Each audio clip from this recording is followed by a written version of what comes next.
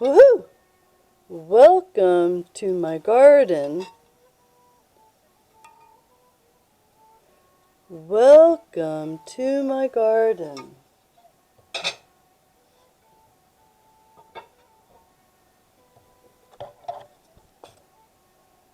The GinGee GoodEarth show, production Roman numeral 8, 18A, director GinGee GoodEarth, Ginger Lily. The program deals with the America peoples. The date is July 30th, Thursday, 2020. United States of America. Take love.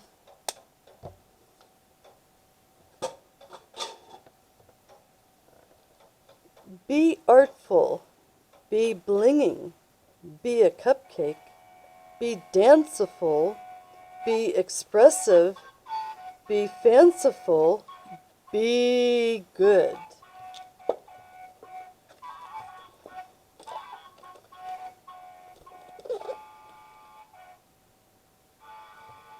A surprising home remedy.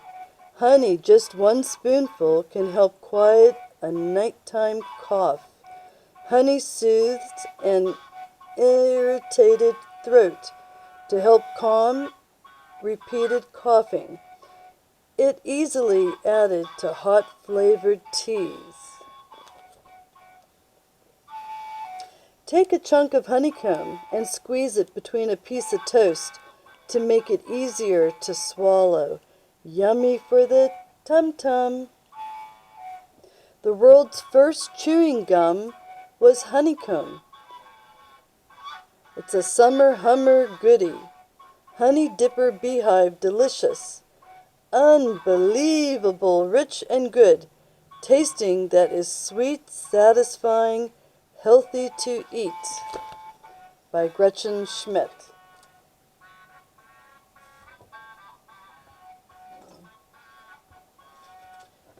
Combat society's divisiveness. Emotional, financial, social, spiritual, occupational, physical.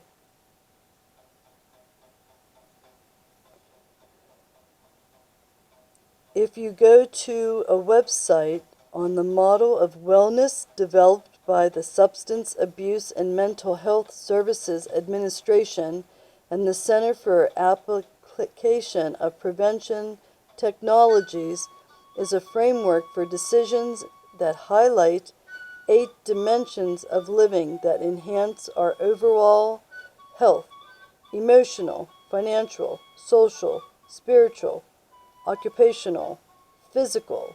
And guess what? I cut the article, so it's up to you to check out that website and find out what number 7 and 8 are, because I cut out the newspaper article and I cut out number 7 and 8. But there are 8 dimensions of living that enhance our overall health. We're going to do a reading out of the best loved poems of the American people, and I'll read an article on a wonderful excitement of news. For the first time, female soldier set to join a Green Beret team.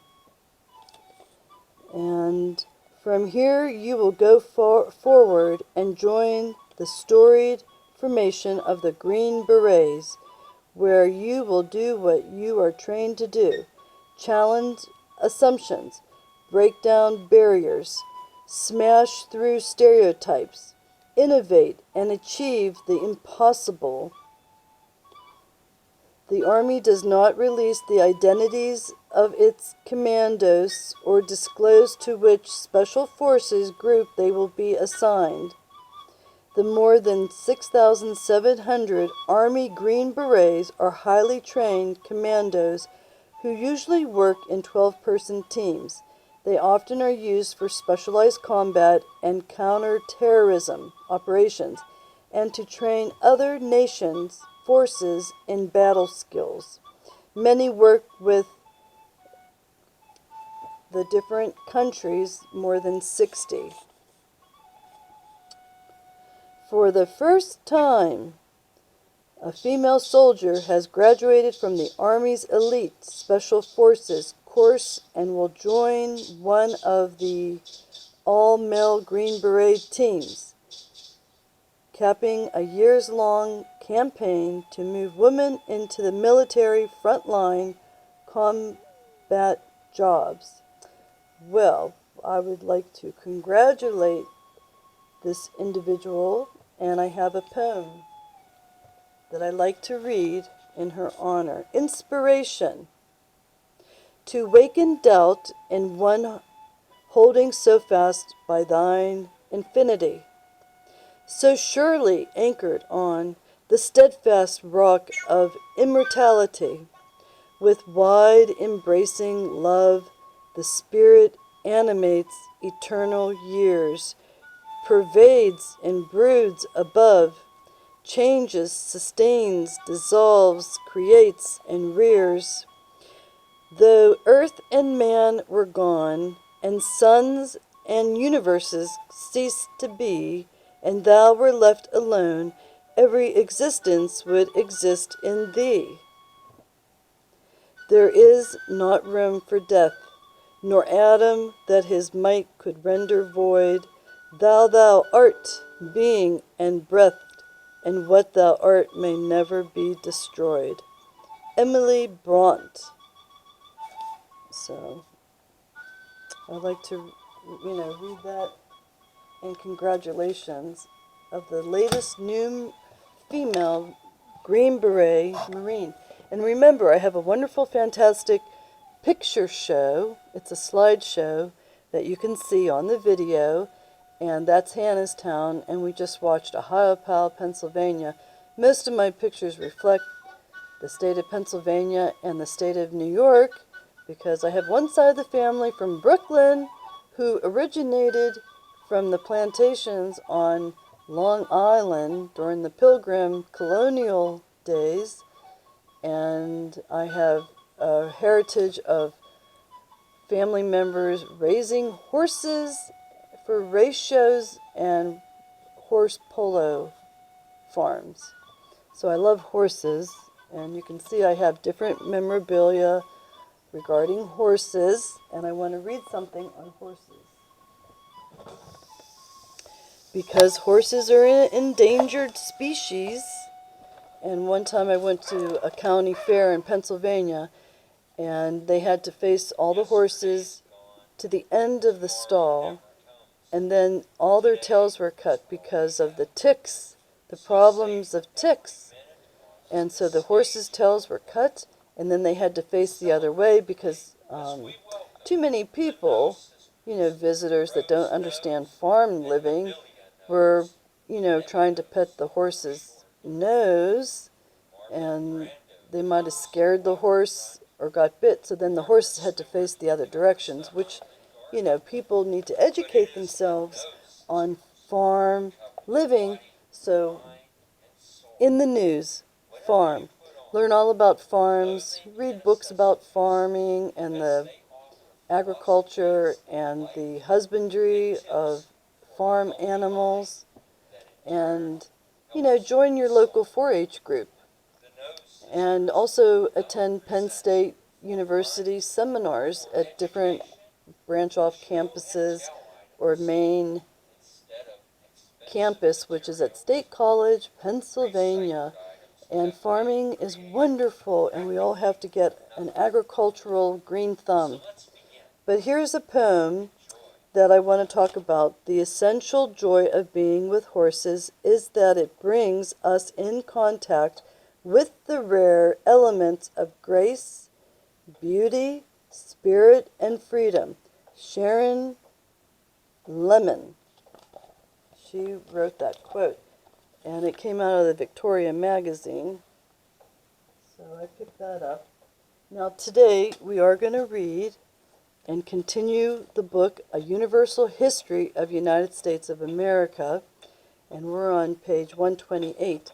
But I will be doing some housekeeping with all my videos, and I will be rewriting descriptions. I'll be adding, tags. And here in lo and behold, the first chapter introduction is all about Columbus, who's in the news because of the plundering and the graffiti that people have been painting over Columbus.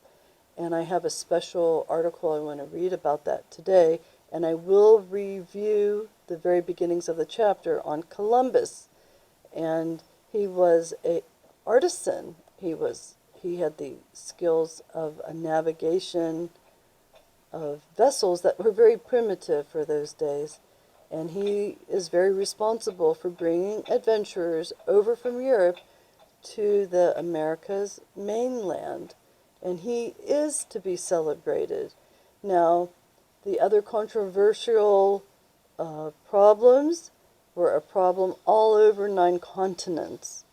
And today we're modern, but we can learn from our past and have respect for the arts and the talents as we have respect today for many artisans and talented people. So I just wanted to add that in. And at the end of the video, I created wonderful jewelry, beauty counter stands out of styrofoam and a sweater. It's like a pink, white striped sweater. And I used a antique roast gravy tray that they're everywhere at all the Goodwills stores or the thrift shops. And then you can make your own jewelry display out of that, which I've done out of styrofoam pieces that came to in boxes, Amazon boxes from ordering things. So again, it's not good to keep styrofoam in your house in large quantities because it's very flammable. So always remember to discard of large pieces of styrofoam unless you have a use for that. But for safety first, I wanted to interject that. And I have a book on the Citizens Rule Book. It was given to me free by no other than InfoWars when I ordered some specialty formulas for nutrition supplements, and I got this free along with InfoWars stickers, and it is now off of YouTube. But I did enjoy their programming on YouTube, and I learned a lot, and they had a historian on there, David Knight. So I thought he was a wonderful historian, and he knew a lot about American history. And, for 4 years I watched that show, and then they banned it. So we have a problem with censorship, and that is coming up now in the political arena on Capitol Hill. You could look at the date today is July 30th, 2020, and all you have to do is get online and look up information on censorship and what's going on in the politics today. And I am a Epic Times newspaper subscriber, so I wanted to add that in. Now, before I read from the Universal History of the United States of America, and we're on the French and Indian War, and soon to be on Chapter 6, a summary view of the causes that led to the American Revolution, and you can read the Whiskey Rebellion books on that. And in the future, because this is a long winter, and I do enjoy having parties. I had a purple truffle ruffled truffle purple pansy party. I had an all-American spirit tea. And I had many Victorian parties. I had a chocolatier where everything was in chocolate. So I'm going to start having parties by way of video for YouTube enthusiasts that enjoy my programs, GinGee GoodEarth, and I have more picture talk and photographs that I like to share with you. And again, A lot of the museums are illustrated in the photography. There's Georgia. That was my tetra goldfish, and I had him for 4 years. I love tetra fish. I don't know if you've noticed, I don't know if it's a cause to be alarmed, but I think it is, but Walmart discontinued selling fish, goldfish, tetras, and you know why? Okay, they're very easy to care for, and as I said, I have long-standing abilities to keep my goldfish, tropical fish, for long periods of time. And so I want to talk about that too. And again, you can email me at gibsongirls@mail.com. And my YouTube channel is GinGee GoodEarth. And my books are sold on my Etsy site, Wild Trout Lily. And you can look that up. But we will be having parties. Now today, my refreshment list, because I love newspapers and I'm an avid reader of newspapers, my refreshment list for the YouTube party today is End the Newspaper Party by serving Star Reporter sandwiches, evening edition cookies, and 5-star final pumpkin pie with milk or hot chocolate. And I will be having newspaper parties, and it'll be big news for everybody that's a GinGee GoodEarth newspaper fan, enthusiast. And we will have articles of popular request. You can write to me at GinGee GoodEarth YouTube videos, but especially gibsongirls@mail.com, and always say, attention, newspaper party. I want this to be highly entertaining, and I want you to nominate articles that you are interested in.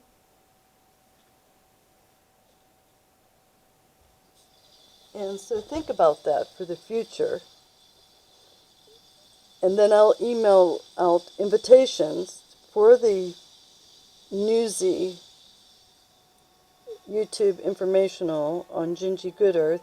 And I just want to say I love America. I love United States of America. And I want this to be a great success, my videos, and I have to regroup and critique and do a lot of changes in the future here. And I also have an extensive international doll collection I want to share. There's lots I want to do, but I'm here, and I'll be here throughout the year 2020 and 2021. And I have specified goals, for the future of this program. So why don't we start out with a cocktail? South Sea Dipper. Here is a drink that brings to mind the blowing of tropical breezes. And I just returned from 4 Caribbean and Bahama cruises. So I thought, boy, I would like to share this. South Sea Dipper. Here is a drink that brings to mind the blowing of tropical breezes, white beaches in the moonlight, and twinkling stars overhead. Measure 1 bar spoon granulated sugar or substitute, 1/4 ounce of lime juice, 1/4 ounce of fresh pineapple juice, 1 1/4 ounces of white rum. Shake with medium-sized pieces of cracked ice and pour ingredients from mixer without straining into an old-fashioned glass. Number 9. Fill glass by adding fair-sized pieces of cracked ice. Decorate with round of lime placed over the edge of glass. 1 pineapple stick and a cherry. Serve a muddler on the side, not in the drink. Very good.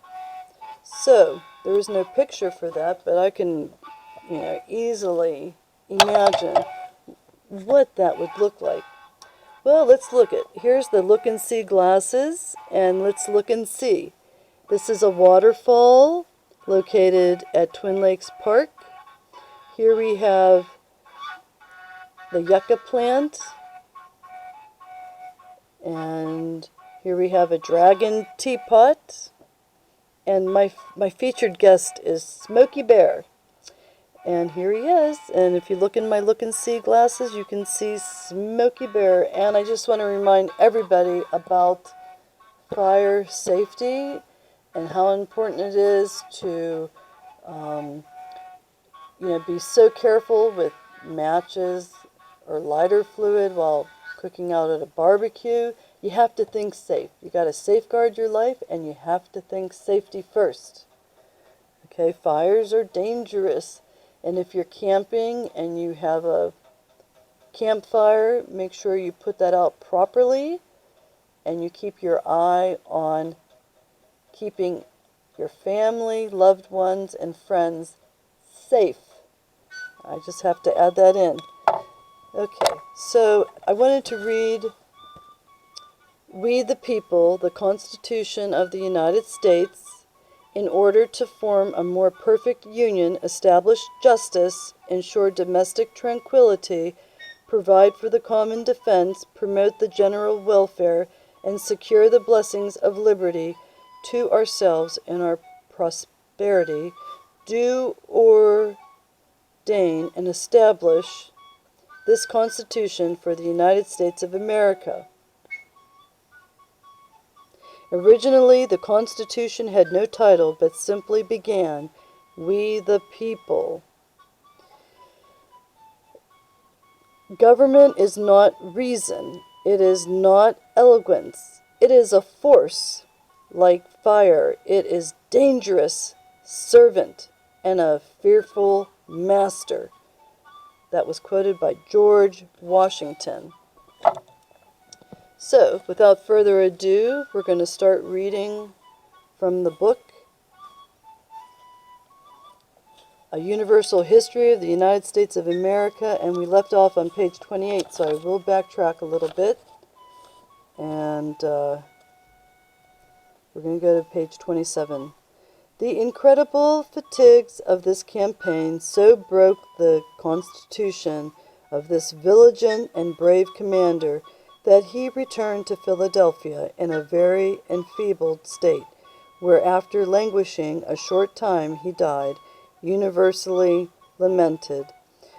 When General Amherst arrived with his troops at the lakes, the season was so far advanced, and such a body of troops had been drawn off for the expedition under Colonel Bradstreet, that he judged it unadvisable to make any further attempts against the enemy during that campaign. Notwithstanding the defeat at Tongataboo, the campaign closed with great honor and advantage, not only to the colonies, but to the nation in general. In this, the 4th year after the commencement of hostilities, the English had not only reduced Louisbourg, St. John's, and Frontenac, but had made themselves the undisturbed possessors of that fine tract of country. The contention for which had kindled the flames of war. I see a misprint. The flames of war in so general and destructive a manner. Success had attended the British arms, not only in America, but in almost every quarter of the globe. The successes in America, besides many other important advantages, paved the way for that series of unsuccessful events which terminated in the entire reduction of Canada. Another favorable occurrence of this year, which had its influence in that great event, was a general treaty and pacification with all the Indian nations inhabiting between the Appalachian Mountains and the lakes. This was completed at Easton on the 8th of October, 1759. It was proposed to attack Canada and it was determined that 3 powerful armies should enter the country by different routes and commence an attack at the time. General Amherst, who commanded 1 division in this route, attacked Ticonderoga. The garrison soon surrendered, as the principal part of them had retired to Crown Point. General Amherst proceeded against this place and took possession of it, but the enemy before their arrival fled to the Isle of Norks in the northern part of Lake Champlain. The second party, commanded by General Prideaux, was against Niagara, but he was killed by the bursting of a cohorn. Sir William Johnson, on whom the command now rested, successfully put in execution the plans of his lamented predecessor, and on the 24th of July, a general battle took place. The action was warm and bloody, and the carnage was great, but the conflict was short, which placed Niagara in the hands of the English. An expedition against Quebec was the most daring and important. That place was so well strengthened that all expeditions against it had failed. It was commanded by Montcalm, who was posted below the town with a strong force, and the town was covered by an army of 10,000 men. General Wolfe was determined to try his skill in the case. He soon took possession of Point Levi on the southern bank of the St. Lawrence and erected batteries. By means of these he destroyed many houses, but made little impression on the fortifications of the town. He resolved to quit his post. General Wolfe made several attempts to reduce the place, but they all proved unsuccessful. He also attempted to destroy the shipping. This attempt also proved abortive. Stung with chagrin at his own disappointment, General Wolfe determined to ascend a precipice of about 175 feet, by which he might gain the heights of Abraham. On the 12th of September, 1 hour after midnight, General Wolfe and his army, leaving the ships, embarked in boats and silently dropped down with the current, intending to land a league above Cape Diamond, and thus to gain the heights of Abraham. But owing to the rapidity of the current, they fell below their intended place and disembarked at what is now called Wolfe's Cove, a mile or a mile and a half above the city. The operation was a most critical one. They had to navigate in silence down a rapid stream to hit upon the right place for a landing, which in the dark might be easily mistaken. The shore was shelving, and the bank to be ascended was steep and lofty, and scarcely practicable, even without opposition. Doubtless it was the combination of circumstances which lulled the vigilance of the wary and discerning Montcalm. He thought such an enterprise absolutely impracticable, and therefore had stationed only sentinels and picket guards along his precipitous shore. Indeed, the attempt was in the greatest danger of being defeated by the occurrence, which is very interesting, as marking much more emphatically than dry official accounts can do the very great delicacy of the transaction. One of the French sentinels posted along the shore challenged the English boats in the customary military language of the French. Qui vit? Who goes there? To which captain of Fraser's regiment, who had served in Holland and was familiar with the French language and customs, promptly replied, La France. The next question was much more embarrassing, for the sentinel demanded, A quel regiment? To what regiment? To what regiment? He exclaimed loudly. The captain, who happened to know the name of one of the regiments which was up the river with Bougainville, promptly rejoined, The Queen's, de la Run. The Queen's. The promptly rejoined, De la Run? The Queen's? The soldier immediately replied, Passez, for he concluded at once that this was a French convoy of provisions, which, as the English had learned from some deserters, was expected to pass down the river to Quebec. The other sentinels were deceived in a similar manner, but one less credulous than the rest, running down to the water's edge, called one, Poricori est et que vents na perles pas hot. Why don't you speak louder? The same captain, with perfect self-command, replied, Tator nos suris extendus. Hush, we shall be overheard and discovered. The sentry, satisfied with this caution, retried. The British boats were on the point of being fired into by the captain of one of their own transport ships, who, ignorant of what was going on, looked them for French.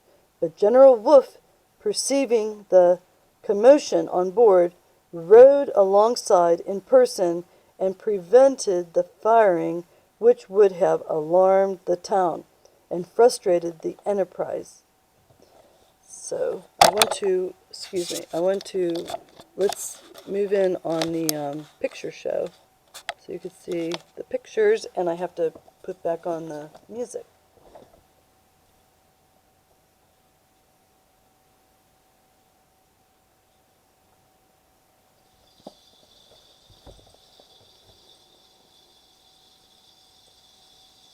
General Wolfe, although greatly reduced by fever, to which dysentery was superadded, was nevertheless the first man to leap ashore. The rugged precipices, full of projections of rocks and of trees and shrubs growing everywhere among the cliffs, into which the bank was broken, presented a most forbidding appearance, and General Wolfe's familiarity, speaking to an officer who stood by and said, I don't believe there is any possibility of getting up, but you must do your endeavor. There was only a narrow path leading obliquely up the hill. This had been rendered by the enemy impassable, in consequence of being broken up by cross ditches, and there was besides an entrenchment at the top, defended by captain's guard. This guard was easily dispersed, and the troops then pulled themselves up by taking hold of the bogs and stumps of the trees, and of the projections of the rocks. The precipice, which may be in different places from 150 to 200 feet high, is still very rude and rugged, but probably much less so than in 1759. It can now be surmounted without very great difficulty by men who are unmolested. Wolfe staked all upon a very hazardous adventure. Had he been discovered prematurely through a spy, a deserter, or an alarmed sentry, his army would have been inevitably lost, but having gained the heights he formed his troops and met the enemy in a good order. When Montcalm first received information that the English occupied the Heights of Abraham, he was greatly surprised. He saw that the battle was inevitable and prepared to fight. The French advanced briskly. The English reserved their fire until the enemy were near, and then gave it with decisive effect. Early in the engagement, Wolfe received a slight wound in his wrist, but binding his handkerchief around it, he continued to encourage his men.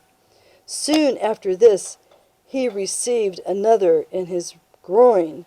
This he also concealed and continued to urge on his troops until a third ball pierced his breast, which obliged him to quit the command, which fell on Monocton.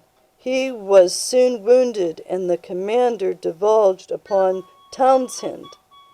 At this moment, Montcalm, fighting at the head of his men, was mortally wounded, and General Genosurgus, his second in command, also fell.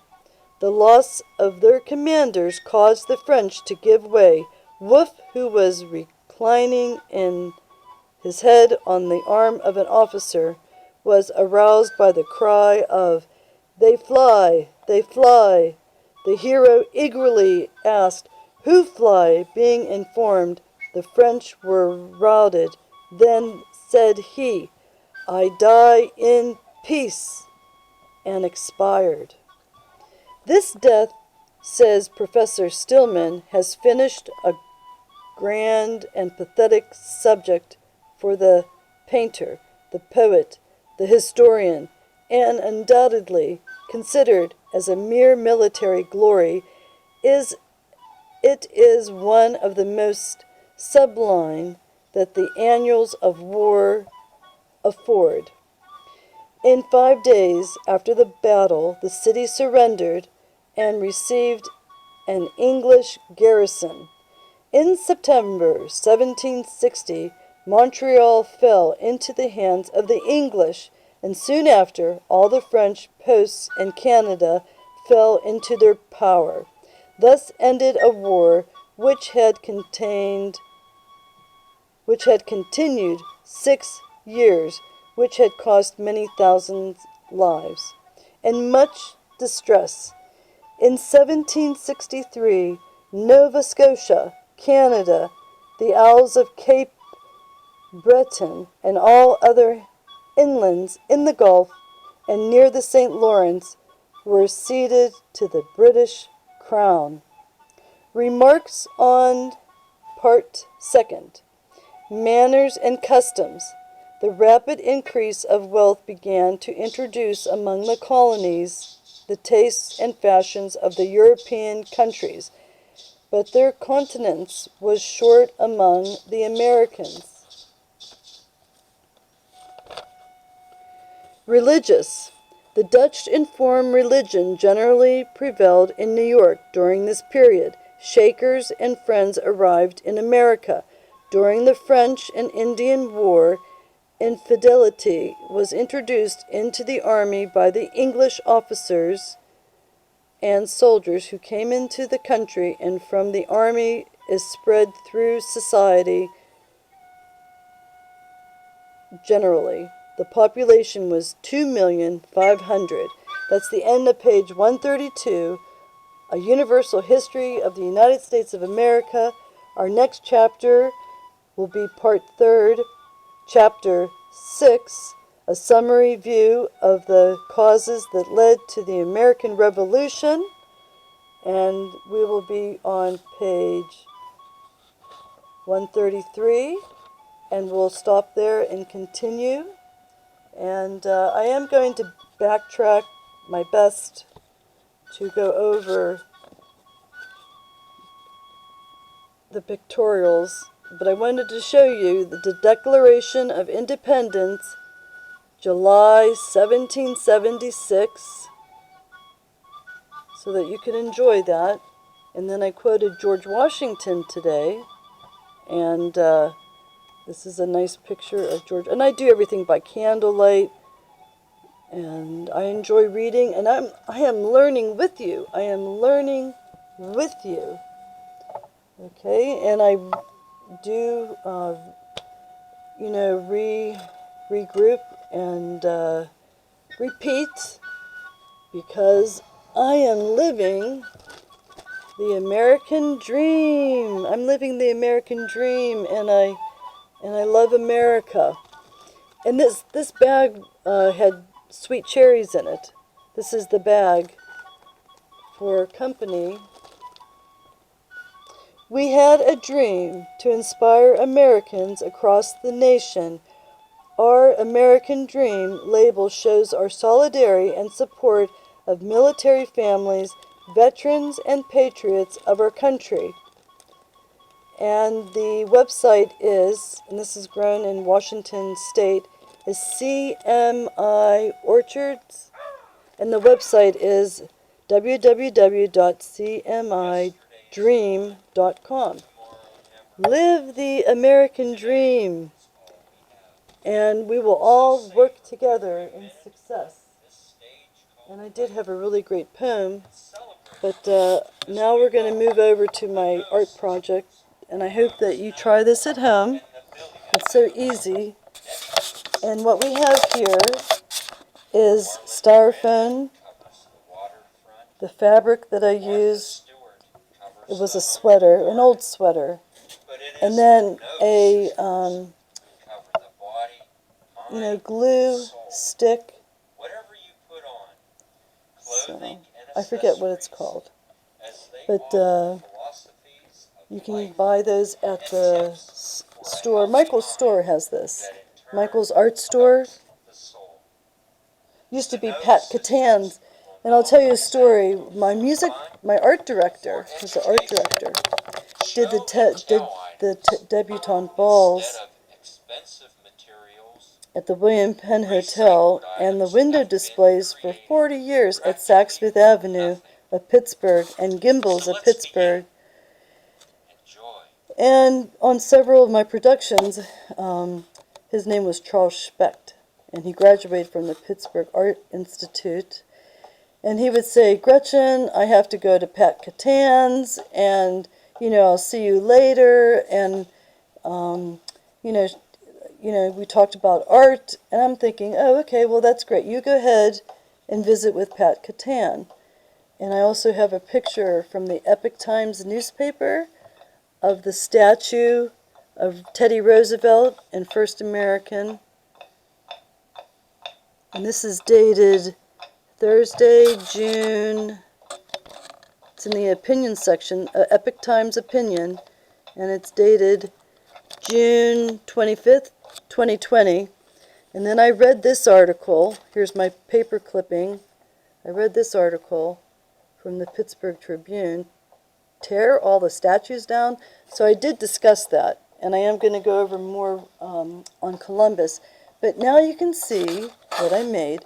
See, that's a roast, it's a sterling silver platter, and it's a roast gravy tray. So when you make a roast, you put the roast on that, and then it has a branch design that collects the gravy. And so basically I used the styrofoam, there's the styrofoam, and I covered it with my glue sticks, and I put the fabric on. Then I lined it with lace, and then I added the florals, and then you can post your earrings in there for display.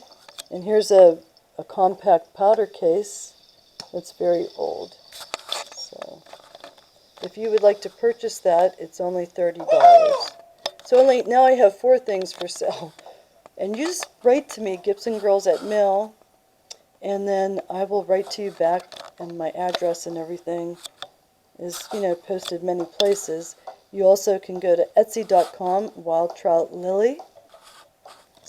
And this is my business card, Eyelook Studio, Gretchen Schmidt, and my email there is joepiemusic@live.com.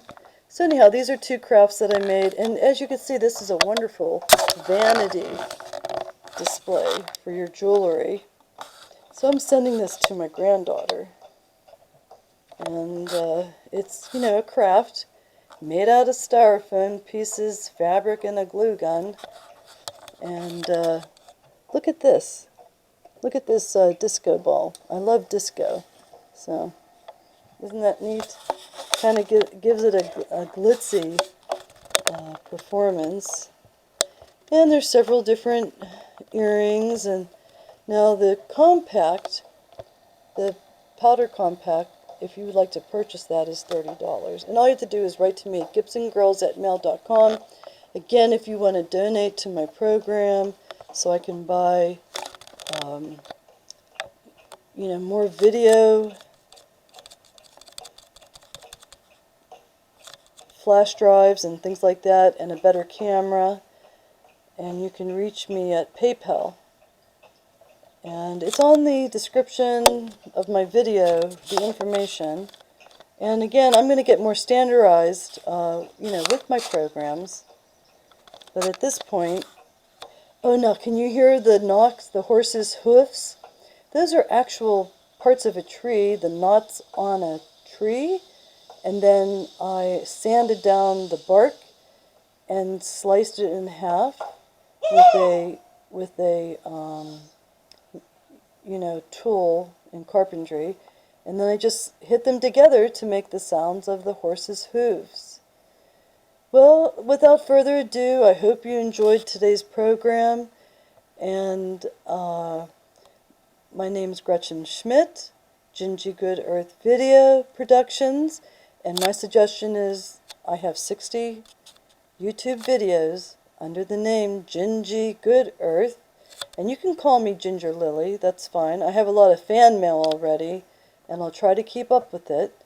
But please, go to the very first video and work your way through all 60 and learn a lot about American history and some of the arts and crafts that I do. And I also musical director the Pittsuburgh Victorian Gibson Girls and Joe Pye Music Festival and the Flagstone Flyers. And again, I need donations even for those programs. And I have never received a grant for my artwork in Pittsburgh, even though I have worked with Harrisburg and trying to get grants issued, but always denied. And some of my storyboards were actually used in Philadelphia.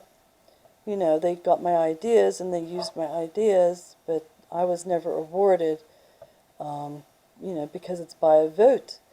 And I have beautiful programming, and I do need help with my Pittsburgh Victorian Gibson Girls Productions, Joe Pye Music Festival. And if you go to Etsy.com, Wild Trout Lily, my store name, you'll see my write-up. Also, you can see my write-up in the About page on my YouTube videos. But I do need help, and I need sponsors.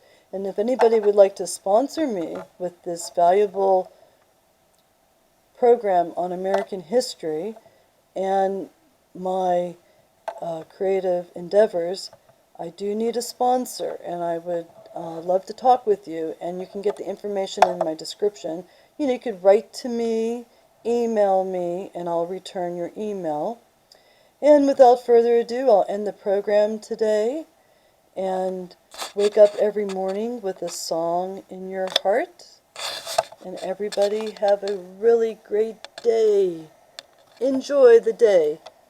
Bye-bye.